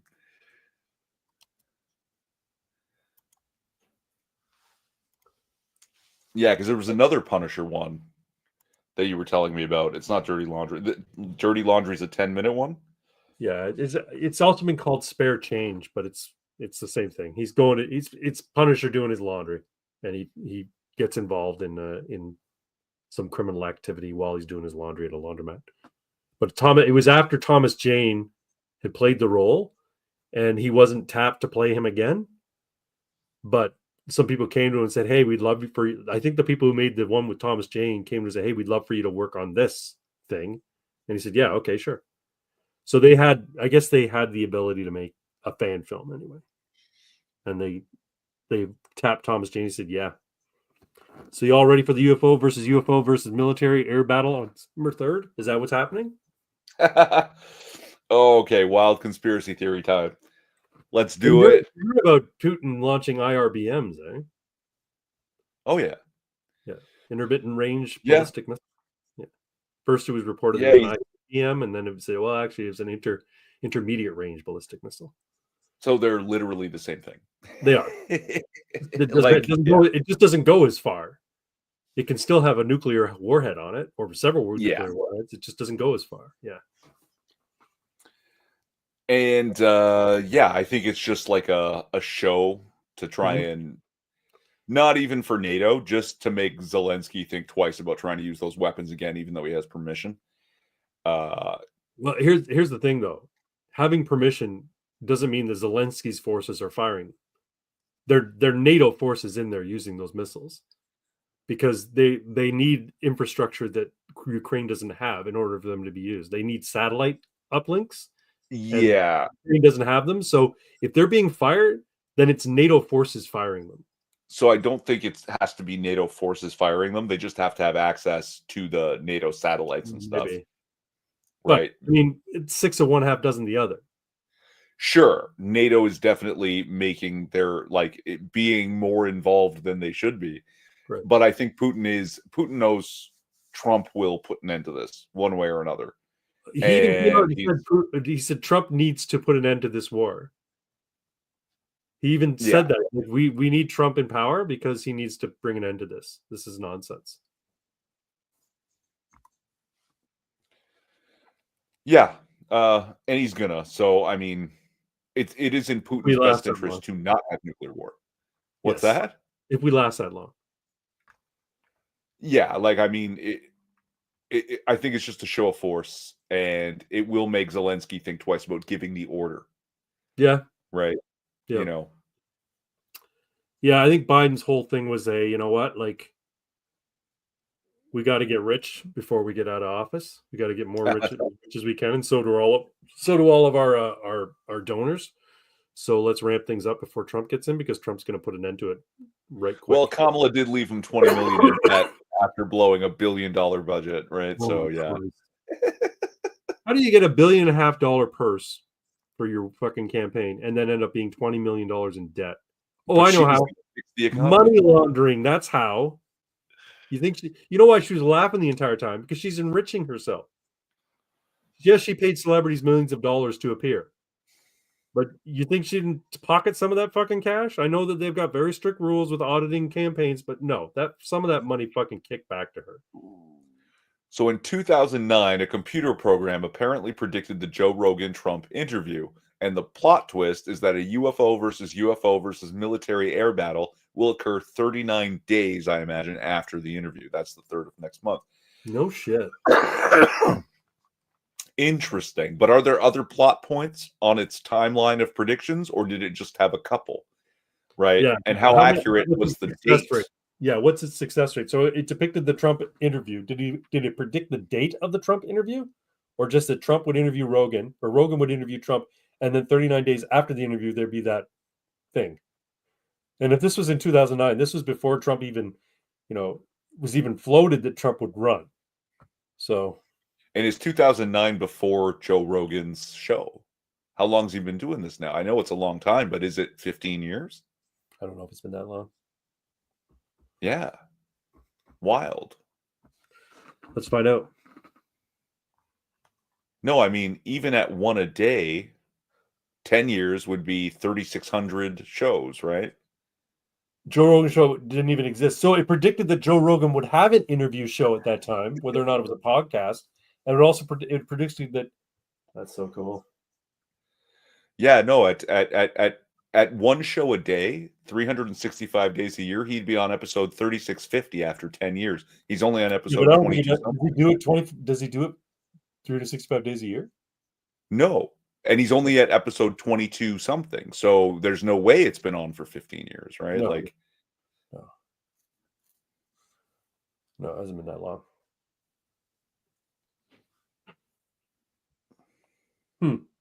Interesting. Yeah. What's the name of this computer program?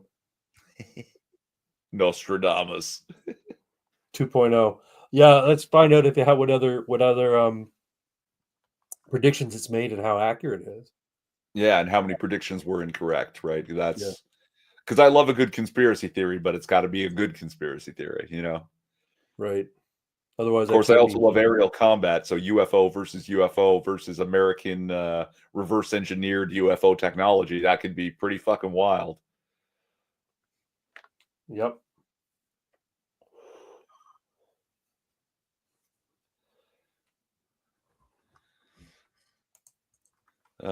Same guy who wrote the program is a professional stock market consultant and uses the program to make these projections. That's weird. That's weird. Interesting. Yeah. It's a program that can see the future.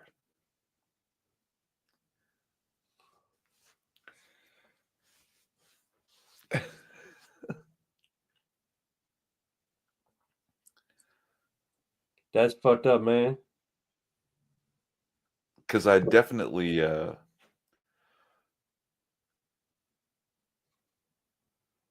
definitely like to see the video footage and the telemetry data after that fight, but I mean, God knows what kind of global devastation it could have. What kind of weapons are they using? I don't know. Maybe mass drivers.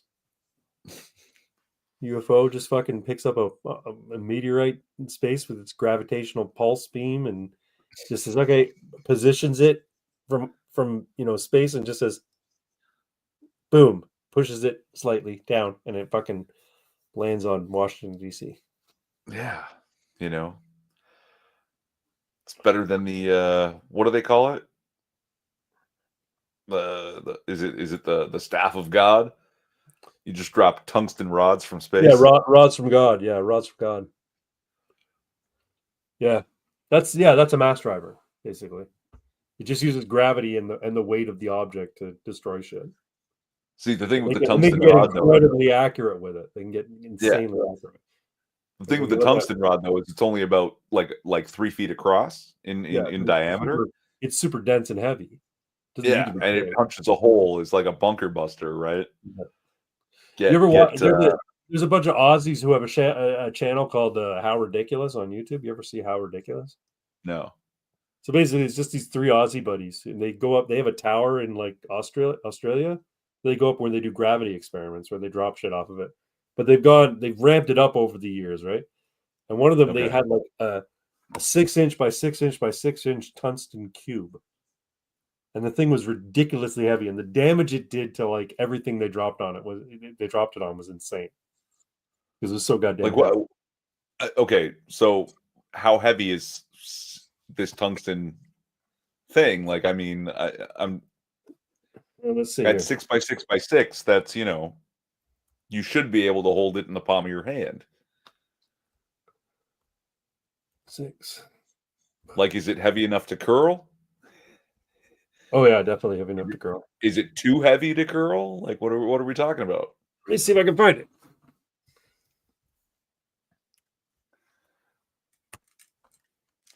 That's what, slightly bigger than a Rubik's Cube, right? A 3-inch tungsten cube costs $2,877. Holy fuck! And it weighs. How much does it weigh?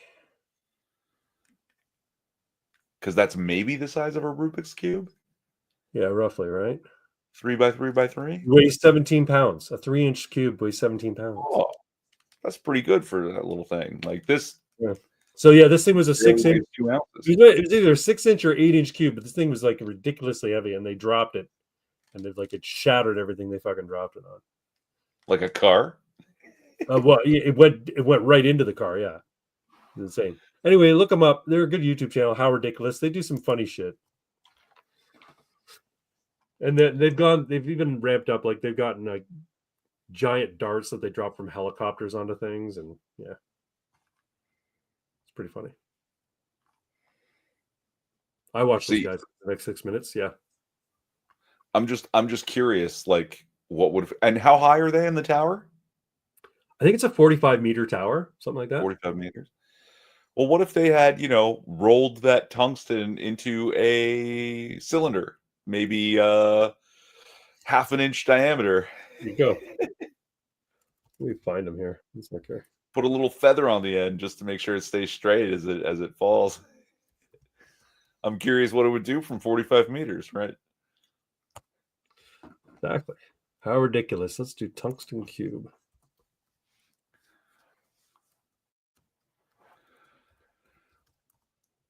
Yeah, if you jump to the right points and don't let it run too long, we can share it. It's a 4-inch. It's a 4-inch cube here.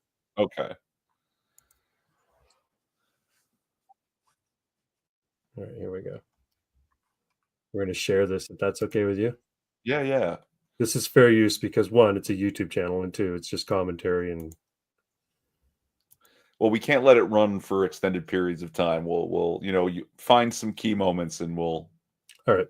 We'll discuss them just to, at least have an argument. Full screen it up. World's heaviest 4-inch cube versus concrete from 45 meters. Stanford, open it up. I'm itchy. Tungsten cube. Attaboy. Gee, open sesame.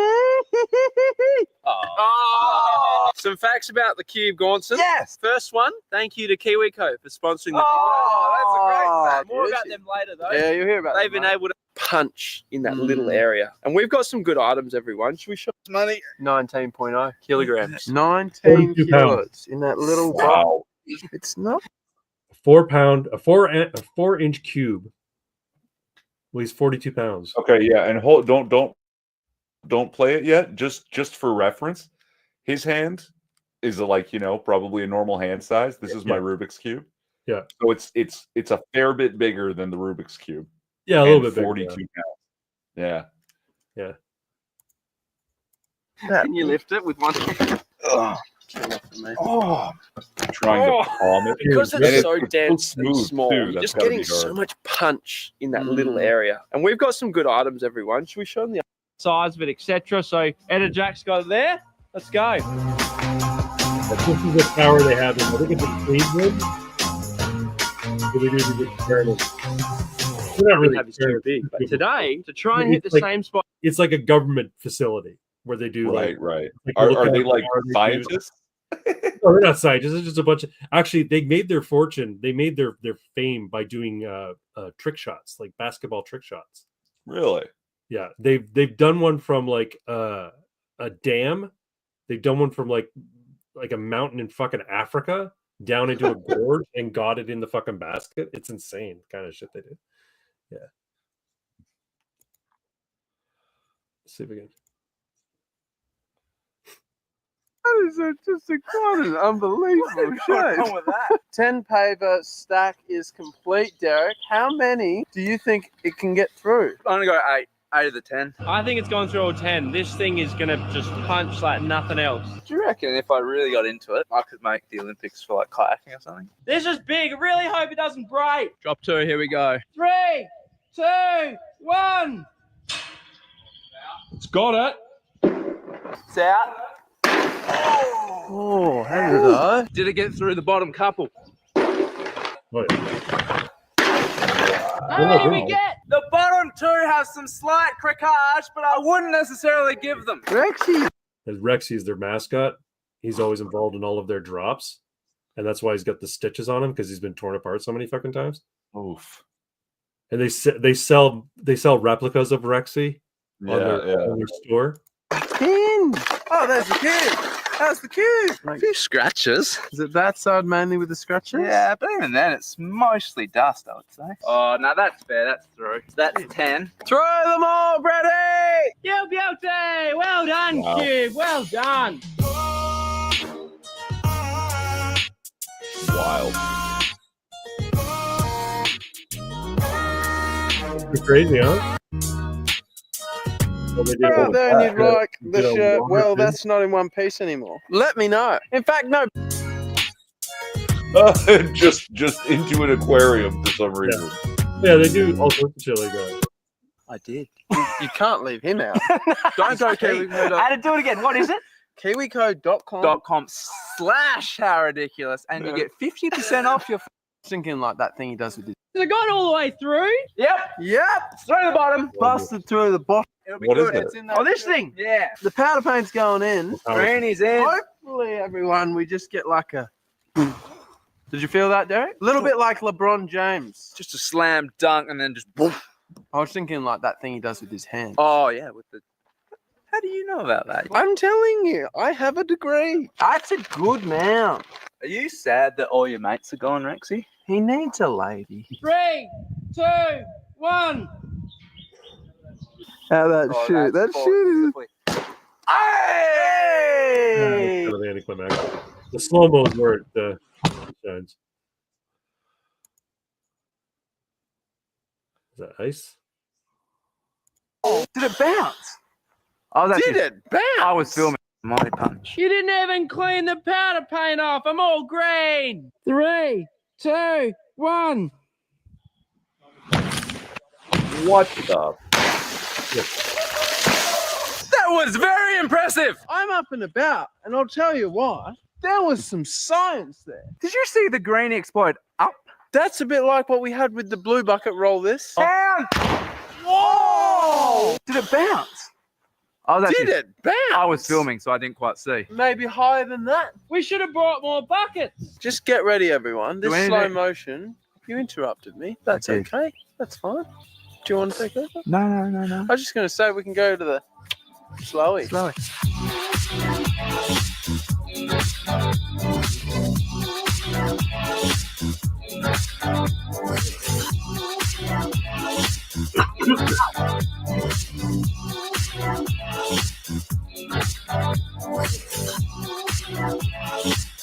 Yeah, the physics there is One on a quite interesting. trampoline. We've carried one with an anvil, a giant dart. This is the smallest thing we've ever dropped on it, though. So it'll be interesting to see if it can obliterate it apart all the way. All right, Stanford. QB Werby's now got some sand and green and all sorts of goodness, but he's still heavy and he's still going to smash. There she is. I'm walking in. Oh, big ice is no more. That's Flash. Wow. There you go. So that's what they do, and they've got like a Hulk fist that they've made. Like it's a big metal Hulk fist. See that thing in the background there? That's like an axe blade. They drop stuff on the axe blade. They've got a big metal fucking ball.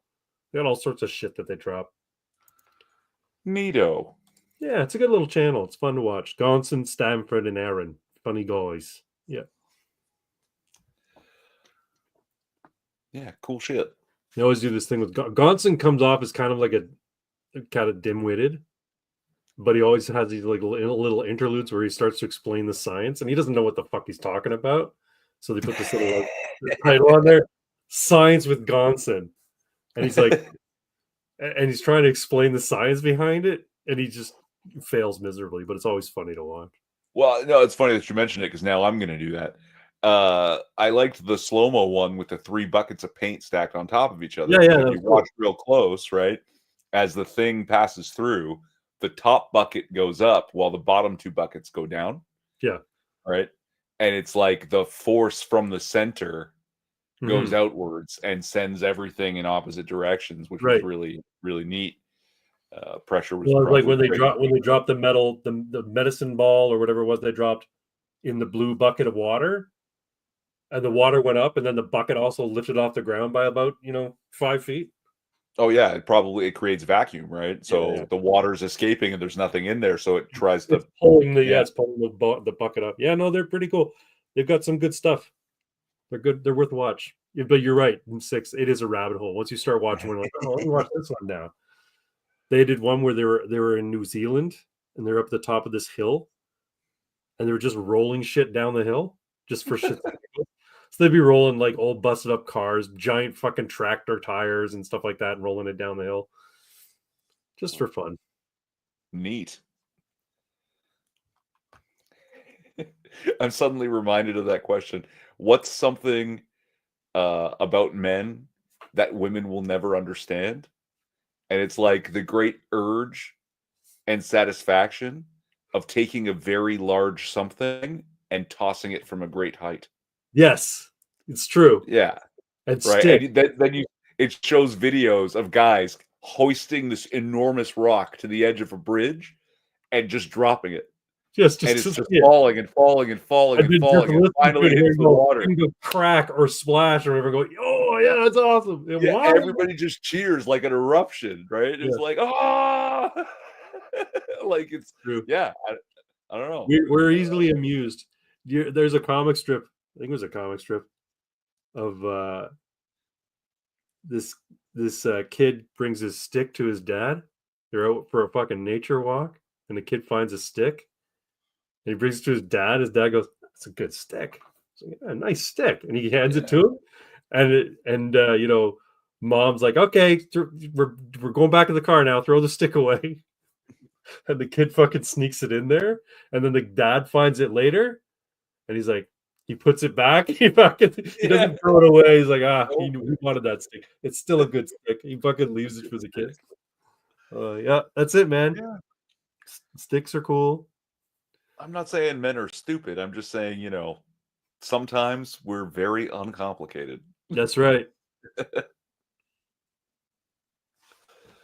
It explains Terry Diamandis' perpetually upbeat Aussie demeanor. You think Terry's got a perpetually upbeat demeanor? I always find him a little bit, sarcastic and kind of like, whatever. Yeah, but it's always good-natured. Like, it's always in good fun somehow. Yeah, you're right. He's not bitter, for sure. Yeah, he's not happily bitter. Sardonic somehow. Yeah, but these guys, I don't think you could get them down. They're always having a great time. They're just having so much fun all the time. Oh. Yeah, you'll watch one and go, oh wow. You'll see the thumbnail and go, oh, that's gonna be cool. Let me watch that. Yeah, they have a big auditorium set up with giant fucking weather balloons, and then they have to take turns trying to throw things and pop as many balloons as they can. These giant, 20-foot diameter balloons, and they draw a ping pong ball out of a bag to see what it is they're going to throw, because all the items are, and sometimes it's something like a football, and then other times it's like a pair of like garden shears, or could be a boomerang or whatever, right? Javelin, and they're trying to beat each other in terms of points, right? Who got more balloons, who did whatever, they're fun to watch. Yeah, all right. I might look into it. Yeah, it's a channel. So we're coming up on 2 hours. Yes. And I can't go very late tonight because I got to get up early. Yeah, you got a flight to catch. Leave it on a jet plane. Derek could fit in with those guys, but he'd be the one who always tells filthy jokes. Yeah, I have a feeling they edit out. I'm sure they have pretty pretty blue humor, but they probably edit it out because they're a family friendly channel for sure. But yeah, how about some final thoughts or anything we missed? And when do you return? Will you be returning for next week's Ammunition, or will Ammunition next week is canceled? Ammunition will not be airing next Saturday, I'm afraid. Okay. I won't be back until Sunday, coming back Sunday evening. So yeah. All right. No Ammunition next week, folks. We'll pick it up the following week, I guess. You could run another Casual AF or something else. We'll see. I'll talk to the guys. Sounds good. I might upload a video while I'm there. It depends on what happens in the news. Something's going to strike my fancy. And I might go for a walk on the beach and upload a selfie video while I'm walking on the beach. That's always fun. Yeah, it's nice. Yeah.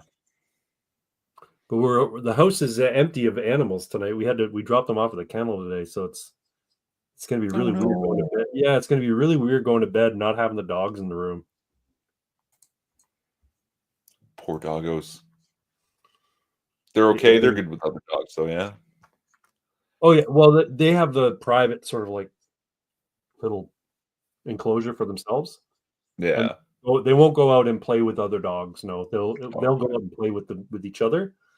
But they have a walk area that's like fenced in that they can go and play in, and then they'll get walks and stuff as well. So, and Mac, good. Pat, I put him in the cat area, and he's like, he just sniffed around and explored, and then he jumped up on the cat tree and lay down there. He was like perfectly happy. I'm like, okay, cool.